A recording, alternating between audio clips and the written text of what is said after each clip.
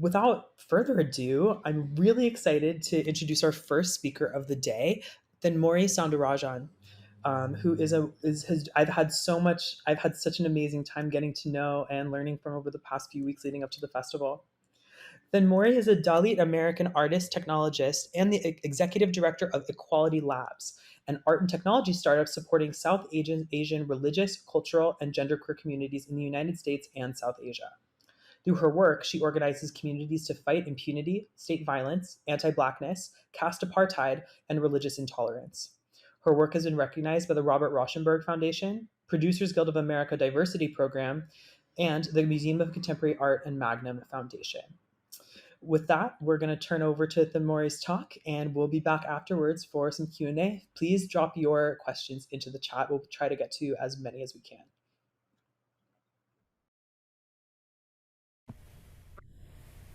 Hi, everybody. My name is Thenmozhi, and I'm here from Equality Labs, and it's my honor and my pleasure to be joining you all here at the Gray Area Festival.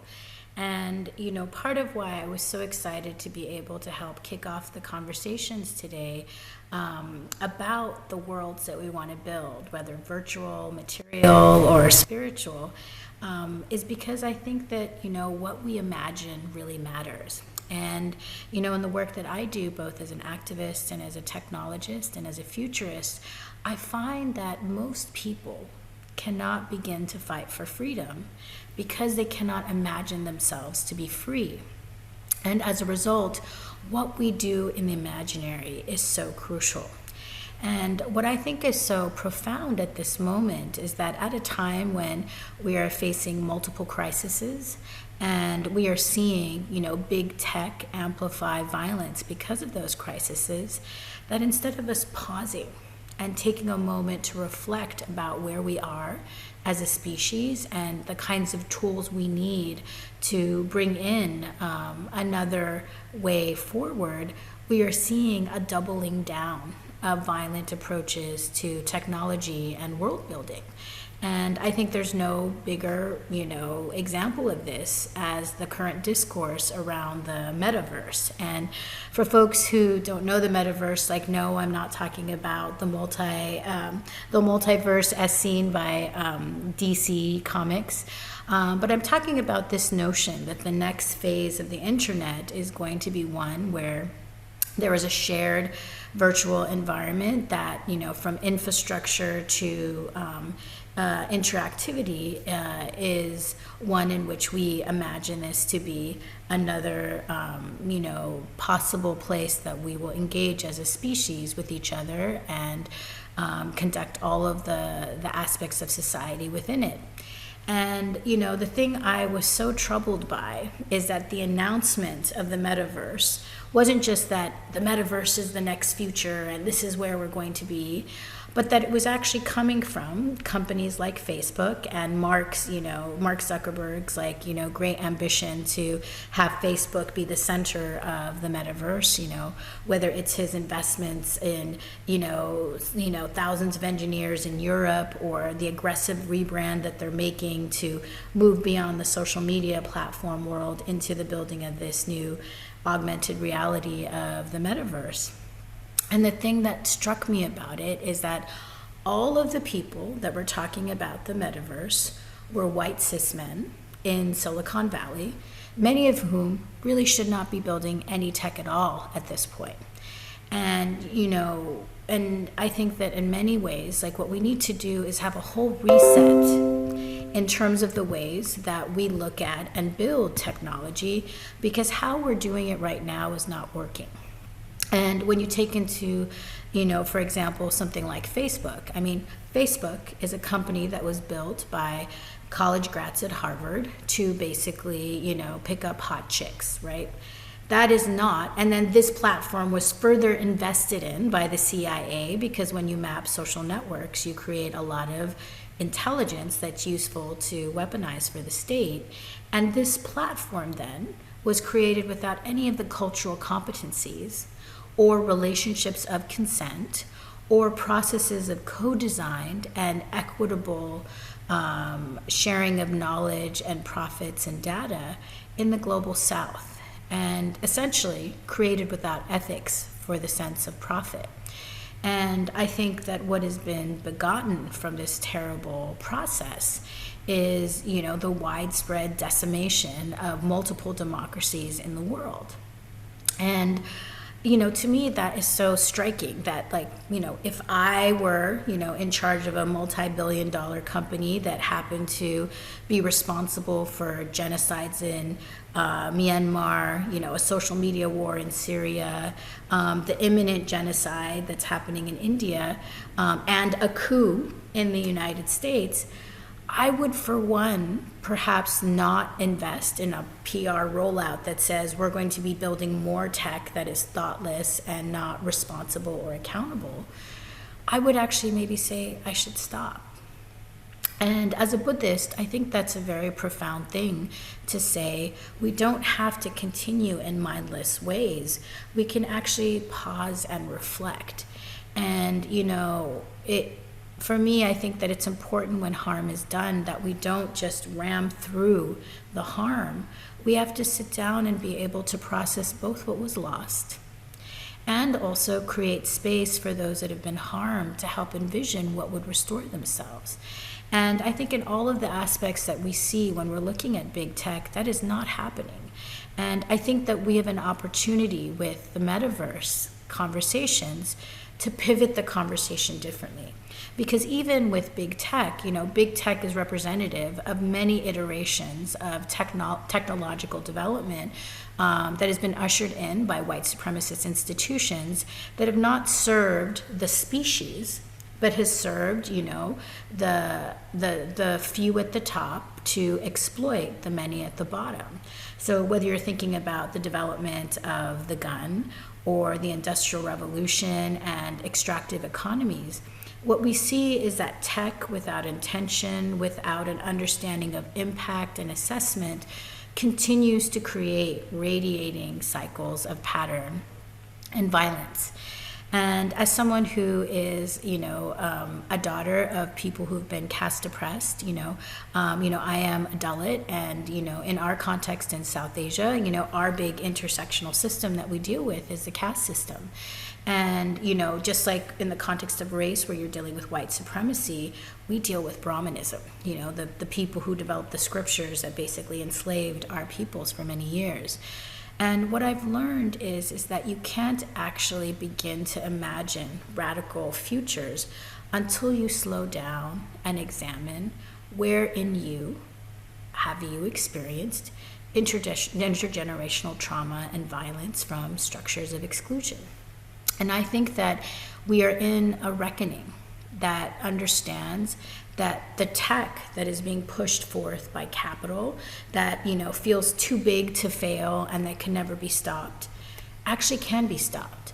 Tech doesn't exist in some sort of engine of possibility. It is created by people. It is sustained by people. And so within these big, massive institutions, there are individuals that can make different choices that say, I don't want to be part of a system of death. I want to choose life. And I think that's part of the call that I would really love to, issue for folks right now is, what are ways that we can choose life together? What are ways that we can slow down the need of us addressing the flow of capital by pushing and pushing and pushing and grabbing and grabbing and grabbing? We're not in some sort of model of the digital manifest destiny that if we don't grab this real estate, someone else will. That is a deficit model that comes from predator systems like white supremacy. When we really understand what is it that we want to do when we want to build a tool that will connect us as a species, we have so many other options that come from other scientific worldviews. And if we don't see ourselves like within the Cartesian split where our body is separated from the spirit, from each other, we have opportunities to look at the ways that we are all connected with the web of life. And, I think about that a lot with the current phase of the internet because, For me, like, as someone who was a Dalit, it was very scary to grow up caste oppressed. You faced a lot of violence and discrimination. And, the power of the internet was that it connected people across, bias and divides and atrocity. And as someone who was one of the first Dalit people who was able to be present and be out, it was a really joyous experience in the beginning, because you could say your truth and people would resonate with that truth, and then you would build community, and all of a sudden you went from being this person that was so bereft and cut off from, kinship, to someone who was connected and had family all around the world. And then, of course, the structures that were made without our consent, because even though they operate as like community spaces, they're fundamentally corporate surveilled spaces that were designed to make us the product.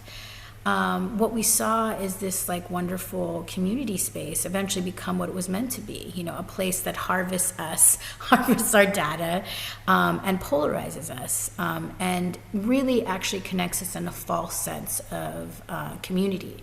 And that's some of the deeper things that I would really want to encourage people to think about, is that, when you think about the work of, Dr. Stephen Porges and the idea of the polyvagal theory, which, assumes that, as human beings, our nervous systems, evolved for us to connect with each other, to find the regulation of our nervous systems through connection. And face and our emotions are really the ways that we create a system with each other. We are essentially, creating our own mycelial network, in our species by connection. And so the tool that was built, whether it's Facebook or YouTube or Snapchat or TikTok, they have the appearance of connection, but without the benefit of nervous co-regulation. In fact, quite the opposite happens. Like, I can't tell you how many people that we come across that we're working with who tell us, like, I'm so stressed out about being on the internet. I might have FOMO, or I might have people sending me rape threats, or in the case of Dalits, like, we have people who, use all sorts of caste slurs and disgusting things to dehumanize us. And you are in a state of your nervous system constantly being stimulated, constantly being under attack. And it's the exact opposite of the conditions that you need to be able to emotionally co-regulate with someone. It is fast, speedy, without thought. So it's actually tapping into some of the most, primal parts of your nervous system.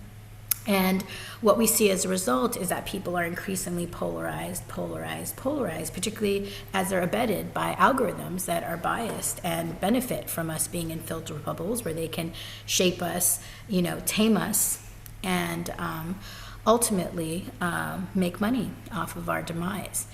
And I think that, again, as someone who's a Buddhist, when I see that process, when I see how disconnected we're becoming even in these tools that are meant to connect us, I would like to encourage us to think about a different kind of metaverse.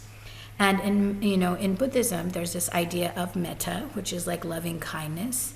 And I would just wonder, like, what would happen if we were to think about not capital as the core of the worlds that we build, but love and possibility and hope. What if we were to create a metaverse in the context of loving kindness, and that all of the ways that we learn to communicate with each other in this virtual world were about us being embodied as we spoke and worked with each other, were about us having tools for us to be more self-aware about what's happening with our nervous system when we're interacting with content, and that would allow us to both pause and also be prepared for courageous conversation when there is disagreement. These are all the things that we can be able to achieve if we have a trauma-informed approach, both in terms of how we're dealing with our historical legacies, but also how those inform this very particular contentious moment, but also in the ways that we want to build the future that we need to together. And it might sound like a radical proposition to try to consider bringing in trauma-informed practices in the ways that we build these processes, but I think it's super critical for us to be able to do that. Wow, welcome back, everybody. Oh my gosh, Thenmori, what a powerful presentation. I don't even know where to begin. Um, I think that, as Doreen mentioned in the comments, we really need new metaphors, because the ones that we have are continue, as you meant, as you explained, are continuing to accentuate so many different harms, really dangerous harms. Um, Yeah. and I think that, to start off, I really wanted you to come in and be one of the first talks of the festival, because your talk poses so many questions and really roots us in a way of thinking, about these issues and about these topics. And you go into this in the talk, but what are those questions, and how should people, like, what things should people be keeping in mind first and foremost, so that we can start building things in a way that more closely matches the ethics and the morals that we hold?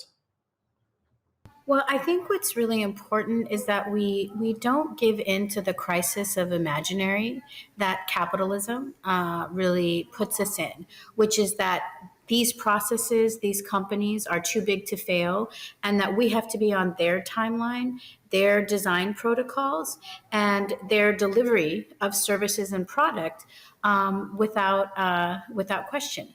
And I feel like there is, that's why I was saying, like, when I was watching all of this, kind of those three streams where you're watching these incredible harms that are coming out from whistleblowers every day related to Facebook, and you're seeing an unprecedented layer of like worker strikes all around the country, and you compare that with the bizarre and disconnected PR push for the metaverse.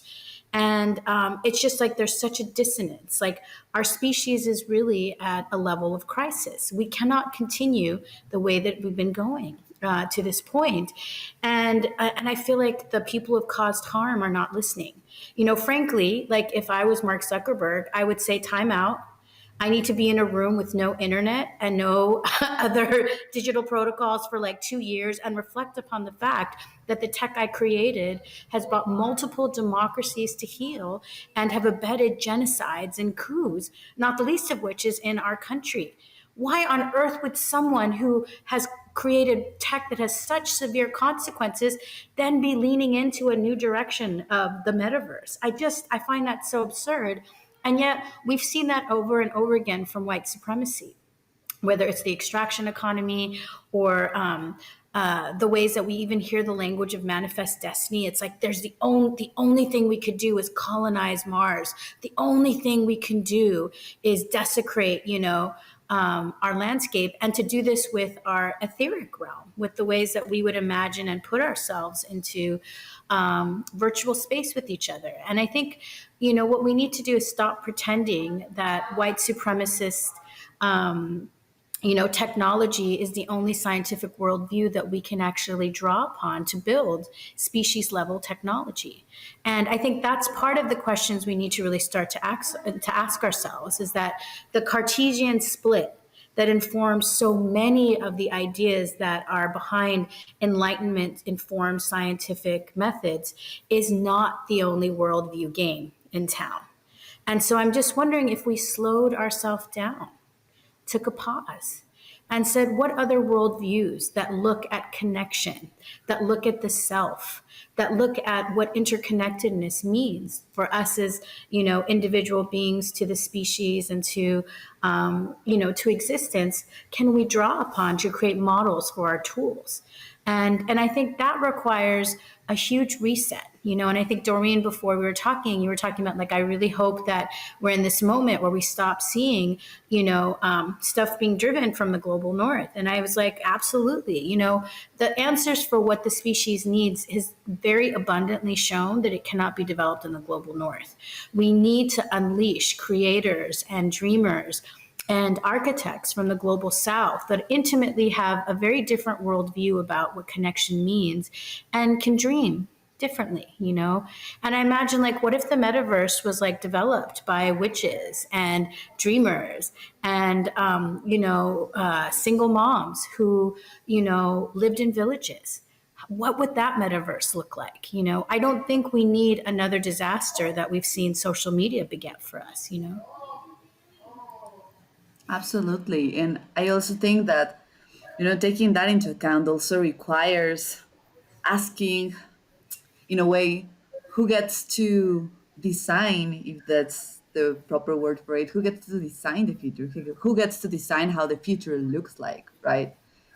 When actually, when you think about the future, it is something that feels more like an expanded present rather than a very bizarre destination that is, I don't know, like sometimes when I see these technological innovations and the way that a lot of white cis men from Silicon Valley are looking into the future or the so-called future, it always, in a way, encompasses a time frame that is not even available for us to actually think about when we are in a constant state of crisis, right? So I kept on thinking within your talk about the current state or the current, let's say, ecosystem of Mexico City. And even though Mexico City, of course, is a very beautiful place to live in, it also has a lot of issues that are so unresolved at the moment that doesn't necessarily allow us to look into the future as in 50, 70, 100 years, right?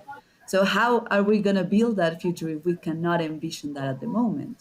And I kept on thinking, how do you think maybe we can start broadening that conversation, especially from within, perhaps not necessarily just the art and culture, but just maybe in within, I don't know, like um, experimental pedagogies or experimental approaches for building together or for at least imagining together. Because in a way, sometimes the reason why, of course, I mean, kind of quoting this really famous, I don't know, notion of why can we envision why is it easier for us to envision the end of the world rather than envision the end of capitalism or the end of racism or the end of whatever other urgent topic we have currently on our hands. And I think, of course, the answer to that question is because we've been developing a lot of different ways of imagining the end of the world. We haven't been working, let's say working, perhaps working is not the word for it, but imagining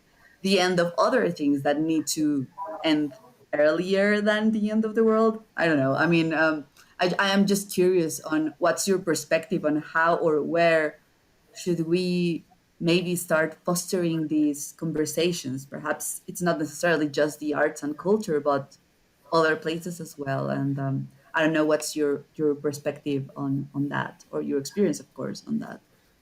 Well, I think we have to imagine like our lives depended on it. We have ceded the realm of the imaginary to capital, not always by will, right? The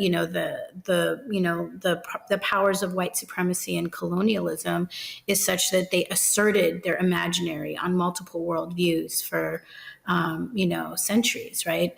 But to be able to take back that right, and to me, I remember the very, clear moment when I decided I was a futurist. I was at MIT, and I would be at these like gatherings of like all white men in AC rooms talking about the future of things.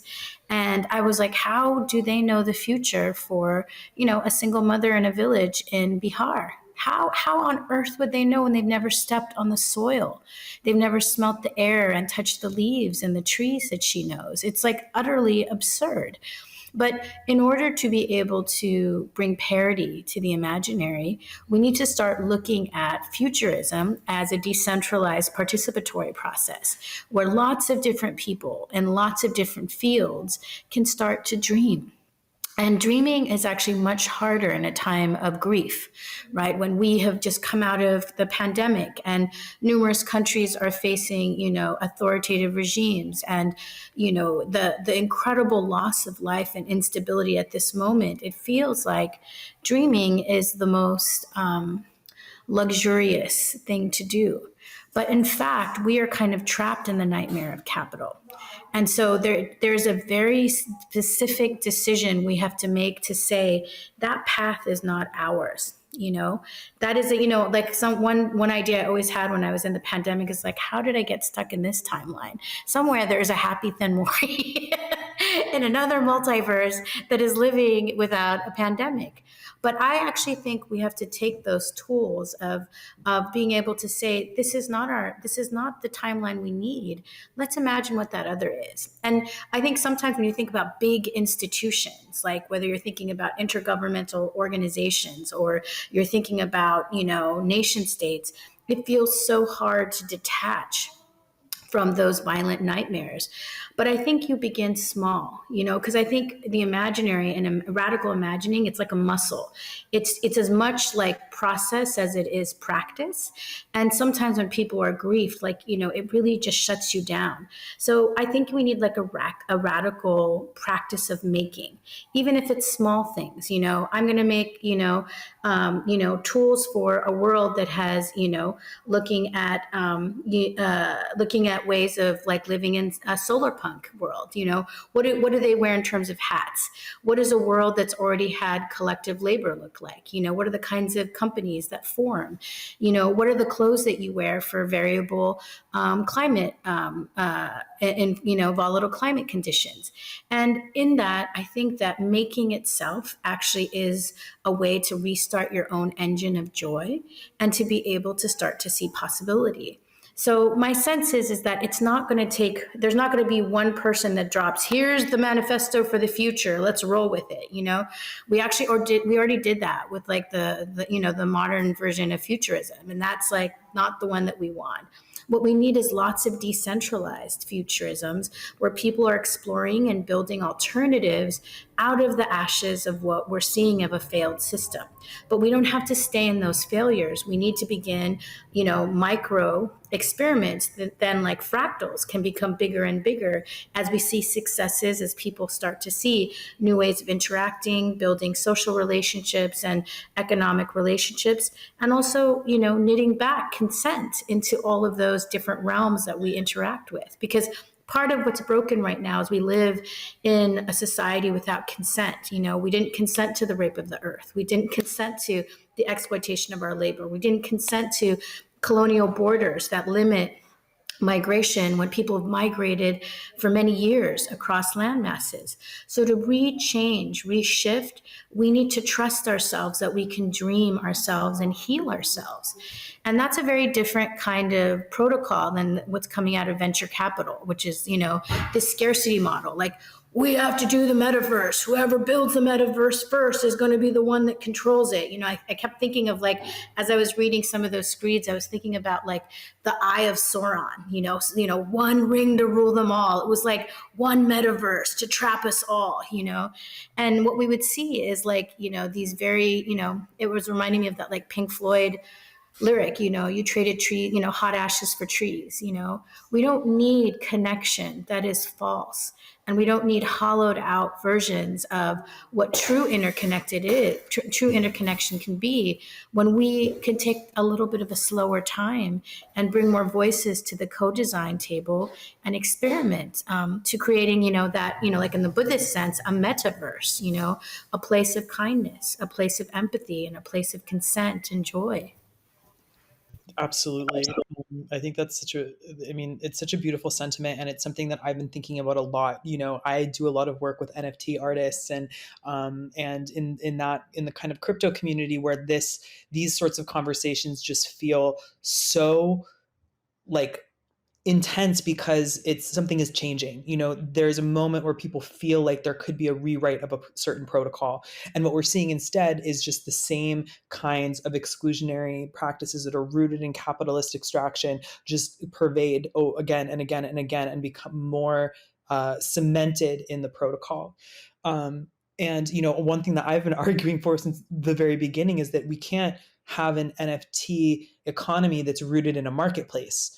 It needs to be rooted in experience, because that's what the artwork is about. Like, if we're just treating these things as commodities, if we're just working in this way that is continuing to feed this machine, we can't actually get to that place of connection where I share an image and it connects to you, and we have a moment through the wires, through the fiber optic cables, through the networks, that actually brings us together in a way that, as you said, is really rooted in love. And I think that, while we're talking about this, we have a question from the audience that I think is quite relevant. And Oddball asks, how much of Facebook's detrimental influence is due to something novel Facebook is doing versus simply being an amplifier for existing human behaviors and existing systems of oppression and injustice? And how might we get the benefits of social networks and global communication while discouraging the harmful behavior? And I'd love to hear both of your thoughts on this. Well, I think that there's the way that I would answer it in terms of like, what do we need out of a tech that can connect us as a species? And what is Facebook doing wrong? So I'd kind of like partition it separately. And I spoke a little bit about this in my talk, but I feel like, when you look at the way that our nervous systems have evolved, they have evolved to co-regulate with each other. That's like the heart of the polyvagal theory, right? Is that we need connection. We're connecting, our nervous systems settle and get to a base equilibrium when we have human connection. The approximation that social media is supposed to, have of that connection is actually not only a bad one, but also it doesn't actually offer a way for equilibrium and nervous reset. In fact, it keeps you in a state of constant nervous dysregulation. And I would argue that in some of the UX theory and market theory that companies like Facebook are doing, they are banking on that. They want to keep you in a state of nervous dysregulation because fear and anger are huge drivers in your filter bubbles, which makes you want to click more and stay more and give them more money. So they're trapping us in these illusory hells of our own traumatized nervous system, right? And so I think that there's actually lots of different ways to slow down, to have people be thoughtful. And I think some of it requires us to have greater legibility to our somatic responses to uncomfortable conversations, to things that can actually, instead of being wounds, could be portals into shared communication. And so in some ways, like, what we need is not just technologists at the table, we need psychologists. We need people who understand at a deep level, how do we create more resilience related to racial and class and gender and past discomfort. We are becoming incredibly brittle and unable to create societal consensus, in part because social media is training us to stop the process of listening and regulation to that end. So I actually think we need a whole redesign of that process. And for example, like in real life, like if I was talking to you, Wade, and you said something that really upset me, I could take a beat, right? And be like, okay, I'm gonna, breathe a little bit, because whatever Wade said, it's a signal that comes to me. And if my nervous system is set to be triggered, I can act in an amplified way, or I could take a little time to attenuate that signal and be relaxed and be like, okay, I'm not in a survival situation, but I'd like to talk to Wade and see if we could actually come to a consensus. You can't do that in social media the way that it's constructed, and it was never meant to do that. So it's kind of like, would you take, a lawnmower to help you with surgery? No. And actually, all the people that built Facebook along the way are totally incompetent when it comes to psychology, cultural competence, the aspects of democracy. What they do know how to do is to exploit and make money. And this isn't like all of the workers at these companies. I'm talking about the C-suite level. They knew exactly what they were doing to capture their market. Their goal was never about connection. It was about capturing the market. And I think that's why I'm so outraged at looking at what the discussion is coming from these bad actors, is that they know better. They know exactly what they did. And we as a community, we also have a role, because we are employees at these companies. We are users of these companies. We actually can say we don't want to participate in our own extinction. We can say we want another way. Absolutely. And just to tack on, I think the example of this that is the easiest to understand, a really concrete way of how this works is look at your computer. It's called look at the design of your computer. It's called a desktop. We have a recycling bin. We have files and folders. This entire our portal into the metaverse is constructed upon a capitalist white collar version of labor and defines our experience through that through that lens. And that's at the very, very baseline. That doesn't include any of the invisible things that we can't see. Like, Wendy Chen, who's going to speak later this weekend, talks a lot in her one of her favorite books of mine, Control and Freedom, about how data packet switching works, and who we don't the average internet user has no concept of what's happening in the wires in their home to make this happen. And all of it's been designed in a really particular way. And so I don't know, it just feels so cogent to me. Doreen, did you have something you wanted to add? Yeah, and I just wanted to add that also sometimes I think we have this feeling of unease, of not being able to do anything about it, which I think is also, of course, designed into this whole conversation, right? By all of these interfaces that are being built in a very particular way for us to feel like that. But then at the same time, I think that the more that we, I don't know, that we get engaged with these conversations, the more that we can create and imagine, like you said on your talk, new metaphors for it. Like that is what we need as well. Like we need to start envisioning that, because the metaphors that we have right now not only are not useful, but are very harmful as well. And it comes from, of course, also the imaginary that we create and build of what's our role within all of this conversation, right? And I kept on thinking a lot about how, like, very very recently I had this conversation with my grandma, and she was like, but why is this Facebook guy super rich? Like, he doesn't charge for, for the service. And she was like trying to make sense of that. And I think, like for her, it just doesn't make sense to have something that is apparently free and available for everyone to use. And apparently this is a service that you'll be, in a way benefited by. And when I started talking with her about, like, well, it works in a different way. And actually what happens is that you get, well, you are the product in a way. You are commodified, and you become a series of numbers and data that then afterwards get sold. And, well, whatever happens next, right? But then again, I thought, like, well, it is very interesting to have this conversation with my grandma, because even though that she doesn't have Facebook, she doesn't, participate perhaps actively within these particular platforms. I think that at some point it also the conversation has also escaped elsewhere, and it comes from the newspaper and it comes from the TV and the news that she sees on TV. And then she starts wondering, what are we doing with all of this? Why if this sounds so bad, why do we treat it as if it was something we cannot get rid of? When we have never really needed that before, and that whatever we need at the moment is definitely not that, right? Well, and I think that's why I was so triggered by all of these like terrible announcements about the metaverse, is that, who asked these motherfuckers to like drop this right now? Honestly, who? I'm sitting and thinking about the level of genocide that has occurred. Let's just take South Asia. We've seen Myanmar go into genocide, and now they're in a coup. In India, we are in a genocidal moment, and there was a pogrom last year on the platform, and there are millions of people in camps, with 15 camps already built, and it's going to get worse. And I just think that they're not even letting us grieve and think about how violent this moment is. And I'm just so struck by, like, while our people are just digging up the bones and trying to make sense of the harm that's caused, they're still trying to steal the stars, And it's an absurd, forward push that we need to just stop.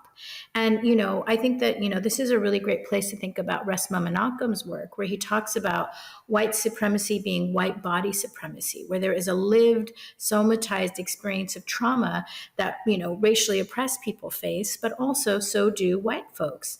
And whether it's the trauma of complicity, the trauma of actually being a perpetrator or a harm doer, there are ways that those nervous systems are trained to just rush past harm that has occurred.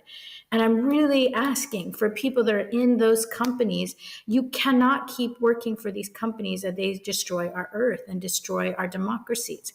As someone who knows people who have been personally harmed in pogroms, and who are dealing with the chaos. This is American companies that are doing this. And I always think back to like Hannah Arendt, who talked about this idea of like the bureaucratic murderer or the desktop murderer, is that you don't have to pick up a gun to kill millions of people. Think about all the people that are building the code, that are the civic integrity designers, that are saying, oh, we're trying to make the tool better, even as the tool is causing a coup in the United States. You did not do your job. It's actually impossible to do your job because the entire platform is bankrupt and corrupt. So at a certain point, we have to decide, what are we doing here? And we can't take slow measures when we're talking about, detention camps being built. And I know, Wade, you have family that survived the Holocaust. I think one of the most terrible things you can do is damn your children to having to reconcile with the fact that you allowed genocide to happen on their watch. And I think of all of the children in all of these societies that are so polarized, what a terrible burden you've unleashed on them, that they have to heal the divides of polarization. That is just some foul shit. And in the context of that, the fact that we're sitting here and saying, okay, we're just gonna keep building tech, we're gonna go colonize other planets, we're not gonna sit with the problems that we've created. And I think we have a responsibility as creators, as technologists, as visionaries to say, before we can build anything further, we need to address the harm. We need to sit with our pain and our grief, and we need to be able to look at how do we actually restore and repair from harm. And that's also part of world building, right? That's what forests do, right? When a tree falls in the forest, it's not like the forest is like, let's put another tree there. That's the role of the mycelial network and mushrooms. They break it down. And it's not just that they're breaking it down, they're consuming it, and they're really making it back into fertile earth. We need to look at our problems and the harms and use the wound as a door to be able to say, we know harm has occurred. This is how we got here. We're never going to do it again. And in so doing, we can actually process and make plans in co-design in a much different way. Absolutely. Wow. We're right. We're quickly running out of time. I think we might be a little bit out of time, but I just want to, thank you so much, Thenmozhi, for that. That was really incredible. Before we close, I just wanted to ask you a little bit about Equality Labs and the work that you're doing there, because I know that you have a really rich activist practice in your work, and I'd love to, tell the audience a little bit more about what you do there and how they might be able to get involved. Sure. So Equality Labs is a Dalit civil rights organization, and we work on the issue of caste, which is one of the oldest systems of oppression in the world, and the way that it operates in many domains, and all of our experiments, whether they're in tech or in culture or in political advocacy or in learning, are always about how do we end caste apartheid, gender-based violence, and religious intolerance. But I don't think you get there just by blocking strategies. You also get there by visionary strategies. And, Dalit feminist futures have a long tradition in South Asia, and I consider myself a futurist.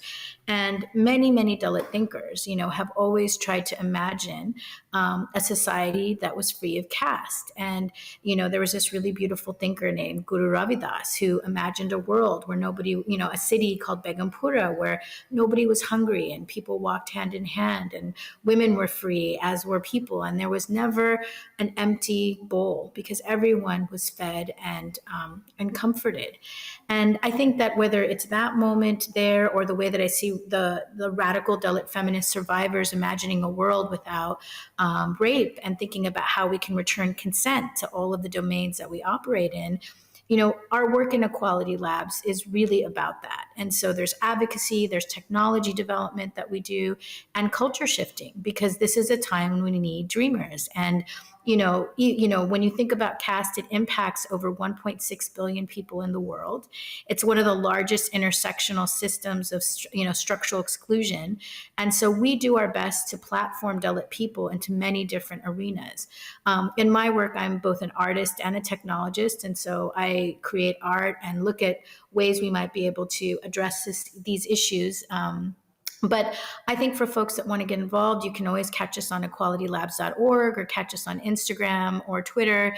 And, we always try to provoke questions and also find new ways to see the terrains of caste. And it was some of our research that really documented the level of casteist harm. That was coming out of Facebook and other social media platforms, as well as working with workers all across the world who are seeing casteism in their workplace. And so, last year, for folks that are in California, you'll know that the California Department of Fairness in Employment and Housing sued an American corporation, Cisco, for casteism in their workplace. And since then, we have worked with caste oppressed workers, in many companies who are working to try to address the issue of casteism there. So, I think, in our work, we're very multidimensional and, but always filled with joy, and always look forward to kind of building and scheming with new collaborators. So just please reach out. Wow. That's amazing. You guys can go to equalitylabs.org to learn more. And I'll also note, not to sound too much like a vlogger, but you guys have some really cool merch that kind of, adds some visibility to the cause and supports the organization. So check that out, audience members, if you get a chance. Thenmozhi, it was so wonderful to have you. Thank you. Thank you so much for being here. This is wonderful. Amazing. So glad to be here. And Doreen, so wonderful to share space with you as well. Oh, well, thank you, and thank you for the talk, and let's keep the conversation. I just wanted to share really quickly Oh yeah, with, go ahead. with the conversation. No, I kept on thinking about this quote that was very, very used during the 90s here in Mexico with the Chiapas and Lacandona jungle struggle. That was from Subcomandante Marcos, who said, yo quiero un mundo donde quepan muchos mundos. I want a world where a lot of other worlds can fit. And I think this makes perfect sense with what you've been working on, Thenmozhi. And well, thank you. Thank you so much. Wow, what a perfect quote to sum it up, Doreen. Wow, that was wonderful. I'm conscious that we're running a little bit behind schedule, which is great. There's so much interesting conversations happening. And so just if you're watching this, we're probably going to be going a little bit late on some of the other conversations later this evening. We're going to break for just a minute or two and prepare the next talk. We'll be on with Hawaiian Maoli artist Tiare Ribot in just a few minutes. And again, Thenmozhi, thank you for being here.